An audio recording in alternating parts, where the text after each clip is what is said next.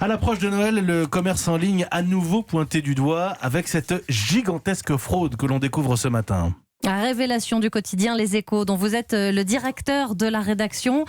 Nicolas Barré, bonjour. Bonjour Marion. Vous levez le voile sur une fraude massive à la TVA. Oui, l'enquête que nous révélons ce matin provient de l'Inspection Générale des Finances et sa conclusion est absolument édifiante. 98% des vendeurs, je dis bien 98%, enregistrés sur les places de marché de sites comme Amazon ou Cdiscount ne sont pas immatriculés à la TVA en France. Sur près de 25 000 vendeurs contrôlés par Bercy, enregistrés sur ces sites marchands, seuls 538 étaient en règle. Beaucoup de ces vendeurs, il faut le dire, sont basés en Chine. Ils ne déclarent donc aucune TVA. Et au fond, les consommateurs y trouvent leur compte. Quand on achète un produit sur une place de marché en ligne, on se demande rarement qui est le vendeur. On fait confiance à l'intermédiaire, Amazon par exemple, pour être livré. Oui, et puis ce qu'on regarde, c'est surtout le prix. Exactement. Et le rapport de Bercy pointe bien le problème. Ces vendeurs qui fraudent la TVA bénéficient, je cite, d'un avantage prix de 20% par rapport aux sociétés qui remplissent leurs obligations légales, créant une distorsion de concurrence majeure.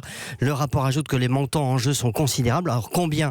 Le fisc ne donne pas d'estimation, mais enfin quand on sait que le marché français de l'e-commerce frôle les 100 milliards d'euros, on imagine l'ampleur de la fraude. J'ajoute qu'il y a plus de 100 000 vendeurs en ligne enregistrés sur ces plateformes en France. Beaucoup sont donc basés à l'étranger. Ils ne déclarent rien. Il est temps de faire un grand ménage, car en attendant, ce sont les commerçants honnêtes et les contribuables qui sont lésés et lourdement. Nicolas Barré, directeur de la rédaction des Échos.